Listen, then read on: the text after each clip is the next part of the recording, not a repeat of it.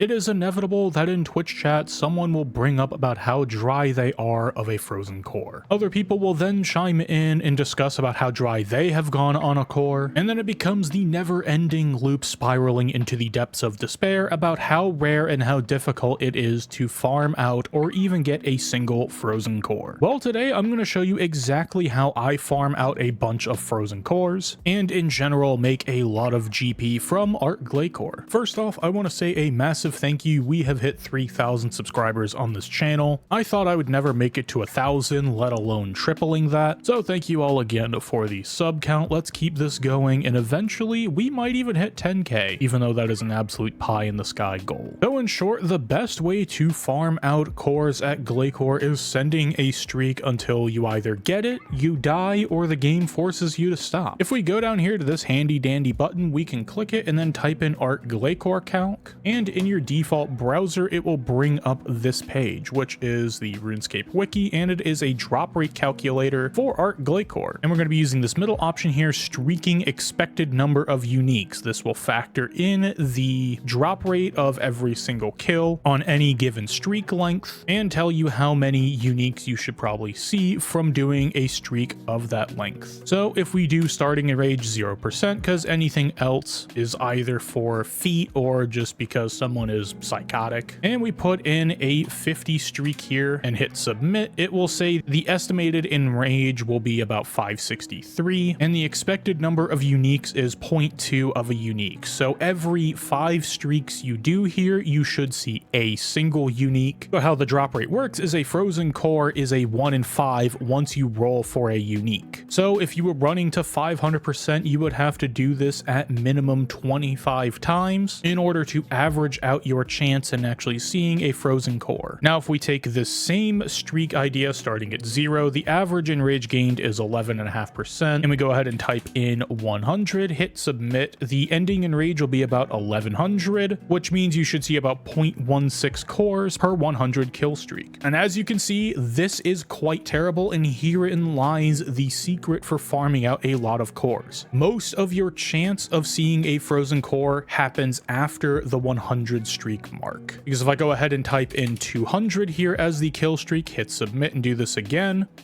estimated final enrage about 2200, which if you can do the silver title, you can 100% do a 200 kill streak. The difference between 2k and 2500 is honestly not that much, and the highest I've seen a 200 kill streak end is around 2380 to 2390. There might be one that is crested 2400, but still you're about 100% off from the 2500 mark. And instead of getting 0.8 uniques per 100 streak, we're now up to 3 uniques per streak, which boils down to about 0.6 cores per 200 kill streak. The easiest way to think about this is every other 200 kill streak you do, you should see a frozen core. Even if I back this off to 150, let's just see what that number is. Even getting up to a 150 streak, you should see about 1.75, meaning about every 3 of these you should see a core. And this is why most people will tell you push the streak as far as you possibly can, because the chances of seeing uniques of below 1000% are pretty dog water, and this is why people will tell you to push a streak as far as humanly possible, because even though the kills are getting slower and slower, the drop rates are so terrible below 1000% that it's honestly not worthwhile to get up to about a 1k or a 100 streak and reset, because the time spent above 100 streak is so much more worthwhile when it comes to the expected number of uniques. Also, a side benefit of running all the way up to a 200 kill streak or until you see a frozen core somewhere along that streak is that you'll get a bunch of common loot, which also adds up and really helps out in the GP per hour department of this boss. But with using this calculator out of the way to illustrate why it is so important to push your streak as far as you can go, let's actually get into some of the methods you can use to do these streaks. And just for proof that this method actually works, and this is how I do it, my highest streak obviously is 199, and what what that means is you have streaked 199 times, because the streak counter starts at 0, goes up to 199, but you do 200 kills in the process because it's counting the streaks in between. And if I go to my collection here for 5900 KC, I have 13 cores on my log. Now my number of artifacts is low, and I believe my number of scriptures is also low because I usually streak those, and I've lost many of those from either just dying at the boss or DCs or anything like that. And I believe I've lost 2 frozen cores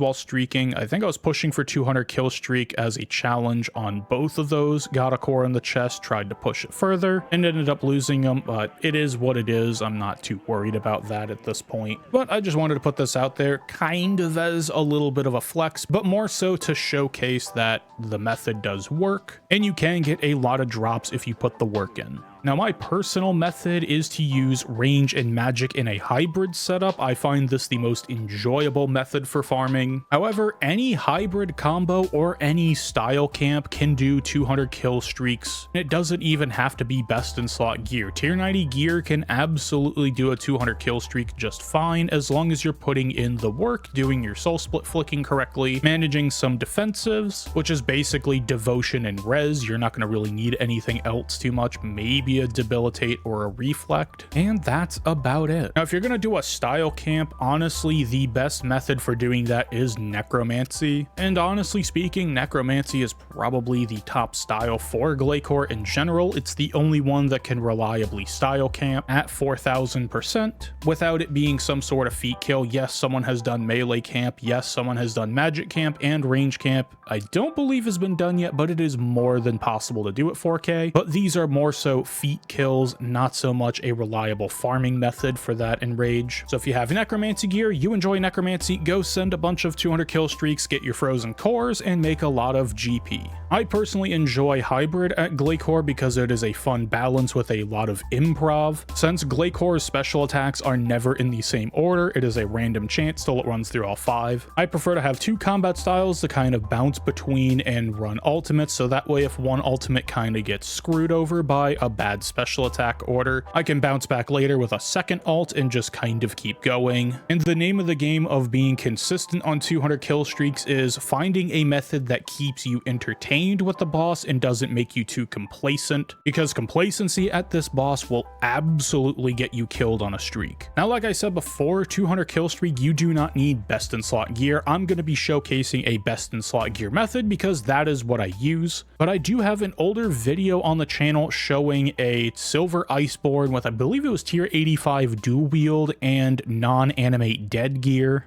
I think I was using Virtus just for the example, and you could easily switch that up for Ganodermic if you want to make your life even easier, and that was also pre-combat rework. So if you need an example of some budget gear being able to do the boss, and honestly speaking, it was very unoptimized, it was kind of tossed together, showcasing that the gear could do it, feel free to check out that video. So with all of that important discussion out of the way with the drop rates and how that works and whatnot, and discussing what combat styles to use, let's actually get into my method, which is Mage Range Hybrid. Now, I use Range as the main combat style and Mage as the switch style, and the reason for this is that Range in a Death Swift is going to do more damage than Magic in a Sunshine, but if you're outside of Death Swift, you're not going to be doing as much damage as you would be inside of a Sunshine. Also, the main reason for using these 2 styles is the fact that none of the ultimates will boost the damage taken, which at the higher stages of a streak will get rather painful. I'm speaking about melee here. You could bring melee as a swap style and use it sparingly, or if you're very comfortable with high enrage, melee kills here. However, for consistency, I prefer just to bring these 2 because it's really good damage and there's really no drawbacks as far as taking additional damage is concerned, and they both have good AoE with greater chain and with chins. Now, to break down the gear that I am using, I'm just using 4-piece Draco Lich. The perks are here on the armor set. Now, this set does have Undead Dragon Slayer. That's because I also use this armor set at Vorkath, and I use it at a couple of dungeons and Slayer tasks and a bunch of other stuff. But if I was going to farm a lot of Glacor, I would go ahead and remove that and just add in Enhanced Devoted 4 and call it a day. And I'm only using 4-piece here because that is also what I have as a swap. I prefer to keep the gloves off just so it makes my keybinds a lot nicer. That and Cinderbanes are also best in slot at Glacor, so I'm just going to swap around these anyway. I have a Grim here. It works well for both styles. Both styles are very crit dependent, and Grim is just going to give you a massive buff regardless. My Bow of the Last Guardian just has standard perks on it, nothing really special here. Now I'll go into the arrows I bring a little bit later, but the Pernix Quiver does have an effect where when the boss is below 25% health, it will take increased damage from you. So even if you're only using one arrow, go ahead and put it in a Pernix Quiver. The extra damage is nice, as well as the prayer bonus. Reaver's Ring is a very solid hybrid ring if you don't want a ring swap, and to keep my keybinds nice and organized, I just usually don't use a ring swap unless I absolutely need it. And with Glacor, we don't have any accuracy concerns, so Reaver's Ring is just going to be best in slot for a hybrid setup here. I'll go over the EOFs that I am using later, but the nice buff that it provides is the additional 10% protection on your overhead prayers. This is the one time where I would really recommend getting the hybrid Zuck Cape because you're using two combat styles and you want to keep your inventory as free as possible for other things that are actually worthwhile, such as different EOFs or any other switches you might want to bring, and saving that inventory spot and keybind slot is going to be very nice, so go ahead and get the hybrid cape. It is worthwhile in this situation. Now in the inventory here, I have my magic swap. Now I have elite tech here for a very specific reason, and that is once you're over 2000%, the armor bonus on Sliske gear, or lack thereof armor bonus, makes the boss pretty painful, and my usual methods for doing things became rather inconsistent, especially when I was limit testing at 2500. So I just use the elite tectonic. If you want to bring the Sliske for the first probably 130, 140 kills of your streak, maybe even pushing it to the 150, go ahead and bring it, but I'm kind of lazy on this and I don't like swapping binds after certain hours to bring out armor sets and having multiple presets and whatnot. I just want one preset that I can load and go do the boss, so I just stick with the tectonic for the armor bonus. It still works just fine. It is good damage. Sliske is technically better, but in this case, I'm fine with it, and that's why I bring elite tech to Glacor specifically. The perks on here are standard best in slot perks. I've tossed hoarding in there from the old death cost days. I should probably remove that at some point and put in something else, like maybe a crystal shield 1 or something kind of fun like that. But other than that, just standard best in slot. Appraisals are best in slot. They have standard best in slot perks, nothing fancy there. The offhand blight is just to be paired with the mechanized shins. I have tried decimation here, and I don't think decimation is worthwhile on range AoE for anything that you're going to be dealing with in a 200 kill streak. You're never dealing with scaled minion HP, and the only way I see Deci being worthwhile is in the later stages, like very late into the 3Ks, like 3500 and above. I could see it being useful when you're trying to get all of that extra damage you can out onto the minions. But for normal Glacor minions, chins are more than enough damage, and Eruptive 4 Ruthless 3 helps out a little bit to give extra and more consistent damage when using chins, so that's why I have these two here. FSOA is the bread and butter of magic DPM. It has standard best in slot perks on it and is essential for having as part of a magic swap. Now the T88 offhand here just has Coroming on it, and that is to make magic AoE a bit more effective on the minions should the minions come out when I am using magic. You can simply ice barrage the minions and dive over, G-chain, charge up detonate, release with dragon breath, and that pretty much wipes out all of them, including the bolstered. Or if you get lucky enough and you can time it with a tsunami when you've just pressed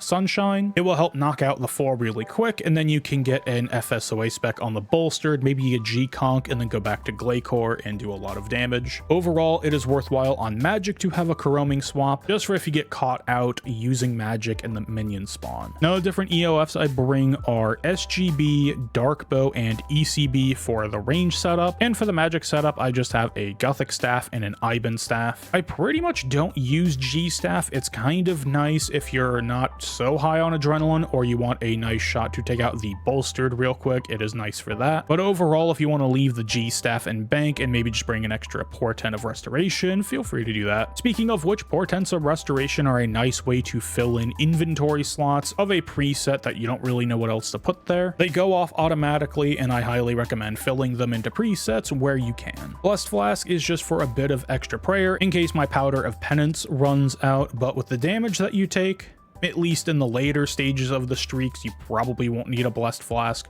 This is mostly for the first 50 kills of a streak. Now the arrows I bring are Wen arrows and Death Spore arrows. Wen arrows do a significant amount of damage. They're borderline overpowered. In fact, I'll just say it, they are overpowered. I'm surprised that they're in game in their current state. We might see a patch like a year and a half from now, just like everything else that was really powerful on a certain patch or a item release. Things like Gricko, things like FSOA. Who knows if that'll ever come out, but for now we bring the Wen arrows because they're best in slot. Death Spore allows you to get an incendiary shot off inside of your Death Swift, and since Tsunami fits in very nicely with a Sunshine rotation, I use the Death Spore to have the incendiary shot fit in nicely with the Death Swiftness rotation. So each style kind of keeps to its own. I'm not really worried about off-style crit buffing because sometimes you just get caught out at the boss and it's not really worthwhile. So having combat styles that can just be on their own and self-sufficient really makes it a lot nicer for doing big damage at this boss. Vuln bombs are pretty self-explanatory. It is a free 10% damage that you don't have to waste a game tick casting. You just throw them out, get the damage, and you're good to go. Zamoricule Nexus is replacing my shield here, and that is just so I can use shield abilities while not losing out on any damage. I don't equip it because it would go in the slot of the Pernix quiver, and obviously I need to equip the quiver for the range style, so it just sits here in the inventory and overall is very nice. Now I do bring a couple of Cerebrews here, however with Glacor I always try and go for no foods, and if I'm sipping brews that means it's an emergency that has happened or it is for when I make a mistake. You honestly don't need food here considering how slow Glacor's auto attacks are. You also have things like Disruption Shield to just negate an auto attack while you're doing an ultimate to get a bunch of free soul split heals. In the later stages of the boss you can use res if you really want to get some HP if you're in a bit of a pinch. So this may look like a small amount of food for a normal boss encounter, but for Glacor you could honestly drop 2 of these if you have some other items you want to bring and just bring 1 emergency brew and you would be more than fine. Power Burst of Vitality is just kind of a modern panic button. If you're in a bit of a pinch you can press it, or if your devotion's on cooldown because you accidentally use devotion somewhere else and you have a cannon coming up, Protect Mage Prayer and a Power Burst of Vitality can tank the entire cannon hit, assuming you started out as full HP, so you could do something like res the hit or res hit 2 or 3 or whatever you need to do to survive. I usually forget it's there and almost never use it, but it is a panic button there in case I do need it. The rune pouches are just a standard setup so I can get most of the spells that I need for when using magic, so I can spellbook swap for things like Avenge or Disrupt Shield. Feel free to pause the video here if you need to see the runes that I have in each specific pouch. And I bring an Overload because sometimes these kills go longer than 1 sip of Overload if you're making a bunch of mistakes, or at the tail end of a streak if you're getting really unlucky with spec order. Just bring an extra Overload, it is nice, or if your flask runs out you can sip an Overload to get you through a kill because it has prayer in it, and that has saved me more than once. Now for aura selection I typically go for Majorat or Supreme Invigorate. Those are my 2 mainstay auras. If you're on the tail end of a streak and you just want a bit of free damage reduction, you could use something like Aegis, which is just going to give you a flat 10% damage reduction. You could try things like Vampirism. Some people run Inspiration and really like Inspiration. I'm personally not the biggest fan of it, and I think it's gotten a lot less useful with the FSOA changes from quite a while ago, but the 2 main auras I use are Majorat and Supreme Invigorate. With relics, I'm just using kind of my standard relic setup. I have Fury of the Small, Conservation of Energy, and Death Ward. If you do want to run a more damage focused build, you could go with Zerk Fury and Font of Life. However, I like to keep things simple with Death Ward. If you're doing a lot of soul split flicking, you're going to be knocked down to some lower HP values, and the damage reduction really does come in handy when doing some soul split flicking. And with the bank preset, I use all of my incense sticks. I use the Quarm, the Lanternime, and the Spirit Weed for some extra poison damage, longer potion durations for like Overload and weapon poison, and Spirit Weed. Honestly, you could skip the Spirit Weed. I use Calgurian Demon, which only needs 1 activation per minute, but it's force of habit for me to just use the Spirit Weed and a summoning renewal, so If you want to save some GP, just skip those. I do use Powder of Penance here because you do end up taking a lot of damage. However, it is very manageable damage, but we'll take any type of passive prayer gain that we can get. And then there's just the Thermal Ogre Flask, an Overload at the bank, and triple plus weapon poison. This is all pretty standard stuff, as well as getting a bonfire buff from the bonfire over there. And the last item I do want to talk about for streaks is the life refresh. So if we go back to the actual portion of wars here, when you teleport in, you shop at war, you have a bunch of marks of war, and you go to consumables. You can buy life refreshes right here, and if you make a mistake at Glacor, which is bound to happen, you might as well just pop the life refresh. There is no shame in using them. They're in-game, they're purchasable at this point through a in-game currency, which is obtained by doing PVM. I'll probably end up popping at least 1 or 2 of these per 200 kill streak that I do, because even with perfect input at a boss like this, sometimes things happen. The server will lag, your internet will cut out for a couple seconds. The game is not 100% stable because this is an online game. This is not an offline single player. So even if you play perfectly, sometimes things are out of your control, and just having the backup of a life refresh is very helpful. So for this portion of the guide,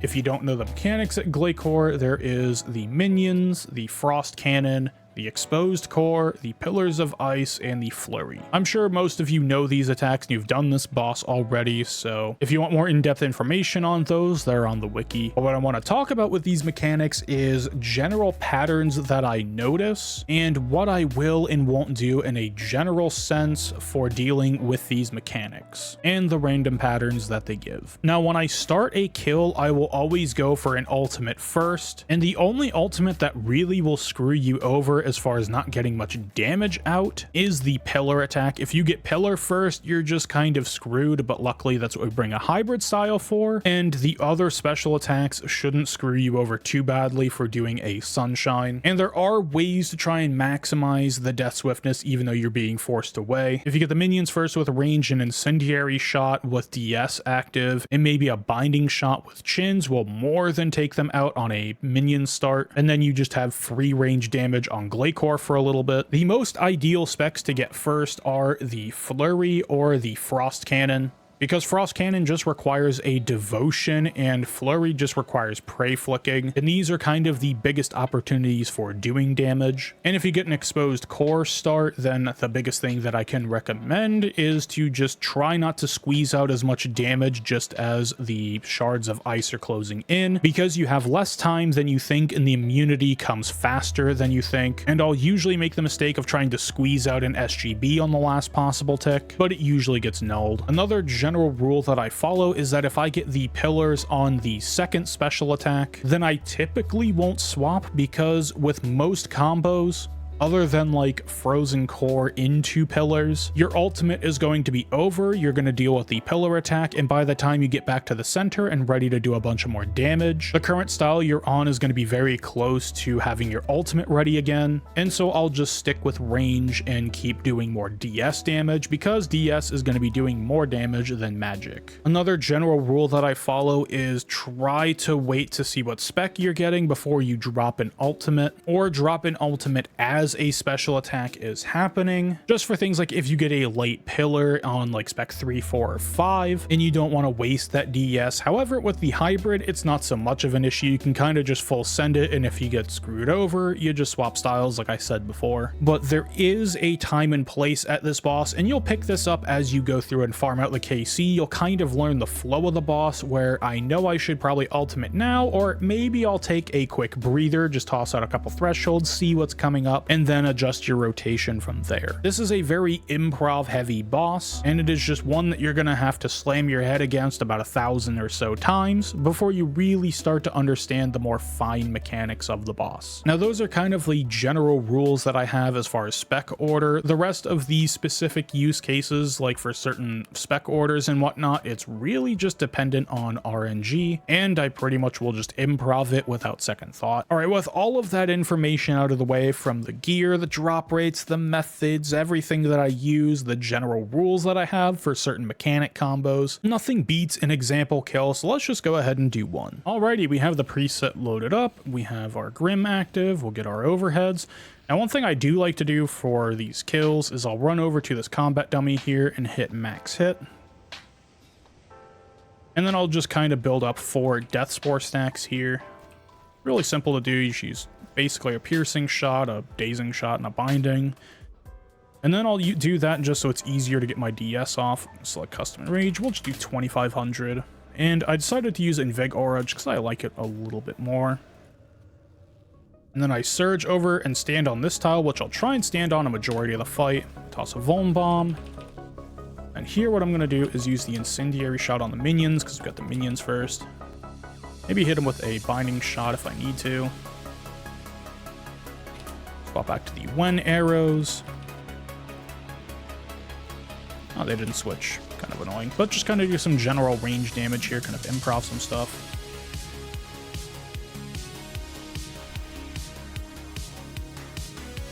Maybe hit a piercing shot into another dark bow. We got a pillars here, so what I like to do is kind of run over to this area. Be mindful of that magic hit. Sometimes you get it, sometimes you don't, but I like to stand in this corner as long as I can, bladed dive over. Hit a couple of abilities and then surge over this way. And just kind of stand here until I get the next spec. And then I run to the south and then across. And here I'm just going to start for more death spore stacks. Maybe go for a res. The melee hit is guaranteed reses, so, or diverts, depending on what your flavor is. Usually higher in rage, I will divert, or res instead of divert, but lower in rages, I will definitely divert, just for the extra adrenaline. Go ahead and start up our next DS. Got unlucky there with the procs, but it is what it is. Going into an arm here, I'm just going to hit a dark bow to phase this quickly. And then build up some Wen stacks. Maybe hit a rapid fire. At these in rages, I'm not going to use my ECB. But at lower in rages, I definitely will. Definitely will. Words are difficult. And here I'm going to hit an SGB spec. And I'm going to hit Devotion and Anticipate. I just Devotion these because I don't really need it for anything else. And then here I'm actually going to get a Bleed off. Maybe another ability, go for a Sunshine. And here I'm just going to hit Divert because I have decent HP. And as you can see, you get a lot of adren here. Maybe hit a Disrupt Shield. Into another arm. Just kind of following standard DPS stuff. I'm actually going to Smoke Cloud before we start, just so I don't forget later. We do like Wild Magicus Fix on the arm. G-Conk, charge up a Detonate and release with a Auto and an Omni Power. You go for an Ivan Staff. G-Conk into Attendees. And here I'll just G-Conk into a Wild. Maybe go for the Asphyxiate, go back to Insight Fear, so don't forget later. Bleed, and then start trying to build up some more Death Spore stacks. Here I'm going to go for a res. Get some stacks built up.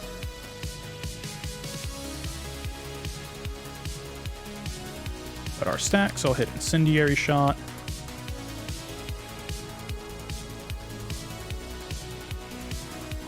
Do some Prayer Flicking and then kill the minions. Something here you can do is tick Disrupt Shield. I had to focus there a little bit. But just go ahead and res if you're low HP, kind of do some standard damage stuff. Sometimes you get the res, sometimes you don't.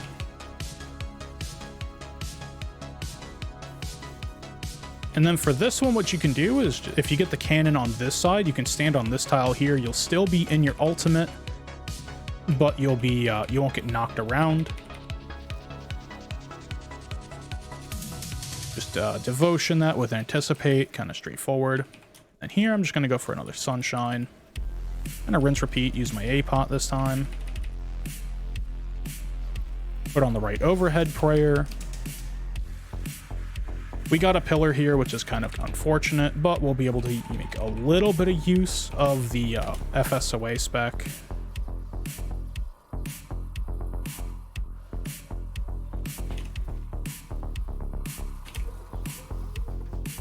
And just kind of do some standard damage. Now what some people do here is they surge.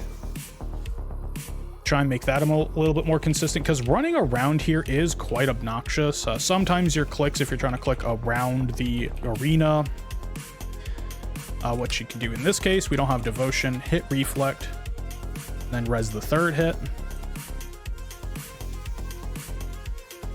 But what I was saying is sometimes this arena with clicks is kind of annoying, so I'm just gonna wait for sunshine here. Actually, what spec is that? We're getting pillar again. I'm just gonna debill here. Maybe hit an omni power and a bleed. Didn't get the bleed, but I'll search this corner once again and then dive over to this corner to avoid that pillar. Move a tile in, kind of move over. Got a focus here, or a frenzy, whatever you want to call it. Try not to run into the beams. It's definitely not ideal. Go for a divert here. Didn't get it, but we can get a divert here because we got a melee hit. And my rotations are definitely more so improv here. They're never 100% consistent. I kind of just follow general DPS. And here we're going into an arm.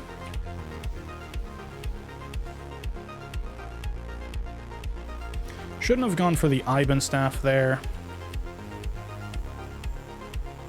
But it is what it is. Kind of just build up here.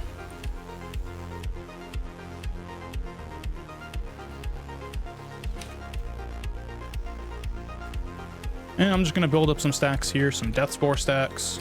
Go for some just general damage, get my DS out. And here what I'll do, since I got the Relent proc there after I Death Spored, which was very nice, I'll just go ahead and immediately use a Debo, and I'm just going to res this hit. Use the Debo on the minions to instant clear them. And maybe go for another Gricko into a Dark Bow, and that should be the kill.